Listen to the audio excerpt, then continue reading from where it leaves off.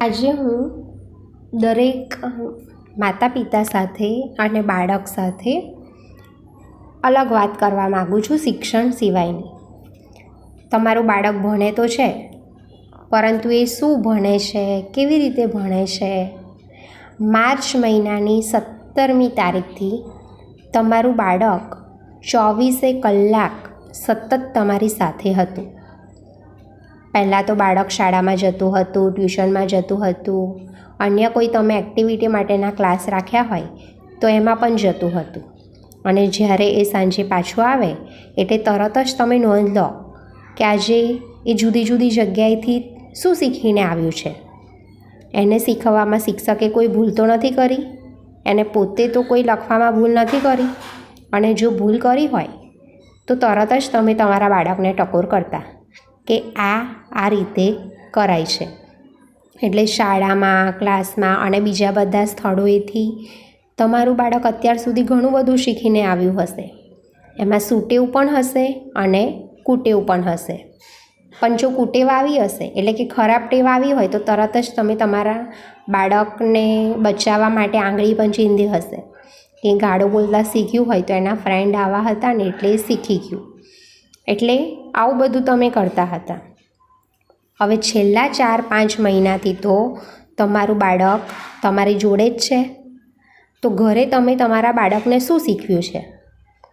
શાળામાં, ક્લાસમાં ને અન્ય એક્ટિવિટી ક્લાસોની જેમ નોંધ લીધી એમ તમે તમારી પોતાની પણ નોંધ લો કે તમારું બાળક તમારી પાસેથી શું શીખ્યું છે. કારણ કે જ્યારે નિબંધ આવે છે ને ત્યારે નિબંધમાં આપણે લખીએ છીએ અને વાંચ્યું પણ હશે કે બાળકના પહેલા ગુરુ અને બાળકના પહેલાં શિક્ષક એના માતા પિતા છે. એટલે બાળક પર દોષારોપણ કરવાથી કંઈ થાય નહીં. અત્યાર સુધી ઘણા બધા પેરેન્ટ્સની વાતો મેં સાંભળી છે કે મારું બાળક મારી જોડે કંઈ કરતું નથી, લખતું નથી, વાંચતું નથી, એને આ આવડતું નથી, આમ કરે છે, તેમ કરે છે. એટલે તમે બાળક ઉપર સતત દોષારોપણ કરશો ને તો એનાથી તમારું બાળક સુધરી જાય નહીં. જેમ કૂમળો છોડ હોય ને એને તમે જેવી રીતે વાળશો એવી રીતે એ વળશે. એવી રીતે તમારું બાળક એ કૂમળા છોડ જેવું જ છે. એને કઈ રીતે વાળવો એ તમારા હાથમાં જ છે. ઘણા બધા ઉદાહરણ છે પહેલાંના કે સિદ્ધરાજ જયસિંહ છે એ મહાન રાજા, મહાન શાસક બન્યો. એને મહાન બનવા પાછળ એના માતા મિનળ દેવી હતા. ગાંધીજી જે આખા દેશને સમર્પિત પોતાનું જીવન કરી દીધું, જેમણે દેશ લડાઈ કરી દેશ માટે, અંગ્રેજો વિરુદ્ધ ઊભા થયા, એમની પાછળ એમના માતા પૂતળીબાઈનો ફાળો હતો. શિવાજી માત્ર 16 વર્ષની ઉંમરે જેમનો રાજ્ય અભિષેક થઈ ગયો તો એમની પાછળ એમના માતા જીજાબાઈ જ હતા. તો આ બધા મહાન બન્યા તો એમને કોઈ શિક્ષણ સંસ્થામાંથી શીખવવામાં આવ્યું એવું તમે સાંભળ્યું છે? આમાંથી કોઈ શાસકે કે કોઈ નેતાએ કીધું છે કે અમે મહાન બન્યા એની પાછળ અમારા શિક્ષકનો ફાળો છે કે આ શિક્ષણ સંસ્થાનો ફાળો છે? શિક્ષણ અને શિક્ષણ સંસ્થાનો ફાળો હોય ન હોય એવું નહીં, પરંતુ સૌથી પહેલો ફાળો તો માતા પિતાનો જ હોય. તો એ બાળક મહાન બને, એનામાં અમુક સંસ્કાર આવે, એના માટે તમારે જ મહેનત કરવી પડશે. અત્યારે તમારું બાળક ભણે છે, 1 થી 7 ધોરણ સુધી ભણશે, એવી રીતે 12 ધોરણ સુધી ભણશે, કોલેજ ભણશે, પછી આગળનું જીવન એનું ચાલુ થશે. એમાં ઘણા બધા બાળકો એવા હોય કે 10મામાં 12મામાં ઓછા ટકા આવે તો સુસાઇડ કરી દે, ઘર છોડીને જતા રહે, ઘણા બધા ખરાબ કામ કરતા થઈ જાય છે.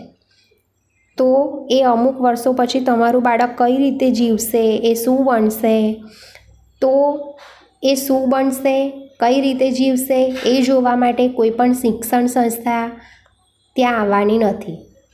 તમારું બાળક તમારી જોડે રહે છે એટલે એ કઈ રીતે જીવે છે ને શું કરશે એ સૌથી વધારે મહત્ત્વનું તો તમારા માટે જ છે. અત્યારે હું હોઈશ કે બીજો કોઈ પણ શિક્ષક હશે, એ શું શીખવશે? તો જે પાઠ્યપુસ્તકમાં આપ્યું હશે એ શીખવશે. એના સિવાય બીજું કોઈ વધારાનું જ્ઞાન કોઈ પણ શિક્ષક આપતો નથી. કારણ કે દરેક માતા પિતાની જેવી ઈચ્છા હોય છે, દરેક વાલીની જેવી ઈચ્છા હોય છે કે મારા બાળકના ગણિતમાં 25માંથી 25 આવે, ગુજરાતીમાં 25માંથી 25 આવે ને ઇંગ્લિશમાં પણ 25માંથી 25 આવે. તો માર્ક્સ લાવવા છે એટલે માર્ક્સ સારા ક્યારે આવશે? જ્યારે પાઠ્યપુસ્તકનું ભણ્યું હશે તો. પરંતુ જે પાઠ્યપુસ્તકનું જ્ઞાન આપવામાં આવે છે તો પોપટિયું જ્ઞાન છે. એમાંથી તો માત્ર તમારા બાળકને પાસિંગ સર્ટિફિકેટ જ મળવાનું છે. એનાથી એની કોઈ આવડત ખીલવાની નથી. એટલે તમારા બાળકનું ટેલેન્ટ બહાર આવે ને એના માટે પ્રયત્ન તમારે જ કરવાનો છે. એને જીવનમાં કંઈક કરવા માટે પ્રેરણા મળે એના માટે તમારે એને વાર્તાના પુસ્તકો વાંચવા આપવાના, ડ્રોઈંગ, મ્યુઝિક, ડાન્સ, સાયન્સ અને મેથ્સની અમુક એક્ટિવિટી કરવાની કે જેથી એ રસથી કરતો થઈ જાય. અત્યારે બાળકને શું ગમે છે વધારે? ગુજરાતી ને હિન્દી વાર્તાઓ. તો તમે એની એવી વાર્તાઓ પણ આપો ને કે જે એના જીવન ઘડતર માટે ઉપયોગી બને. અત્યારે કોઈ બાળકને પૂછે કે તમે શું બનશો, તો એ એવું કહેશે કે હું ડૉક્ટર બનીશ, શિક્ષક બનીશ, એન્જિનિયર બનીશ. પણ કોઈ બાળક એવું કહેશે કે હું સાયન્ટિસ્ટ બનીશ. કેમ કે એને સાયન્સમાં રસ જ નથી. કોઈ એવું કહેશે કે હું સમાજશાસ્ત્રી બનીશ. ના, કેમ કે સામાજિક વિજ્ઞાન એ વિષય એને ગમતો જ નથી. તો એને એ બધા વિષયો પણ ગમતા થાય એના માટે એક્ટિવિટી કરવાની જવાબદારી આપણી જ છે. તો જ એ બાળક કંઈક કરશે. અને તમે બાળકને મારશો, લડશો, એના પર ગુસ્સે થશો તો એ ઓટોમેટિક શીખી જશે એવું તો છે નહીં.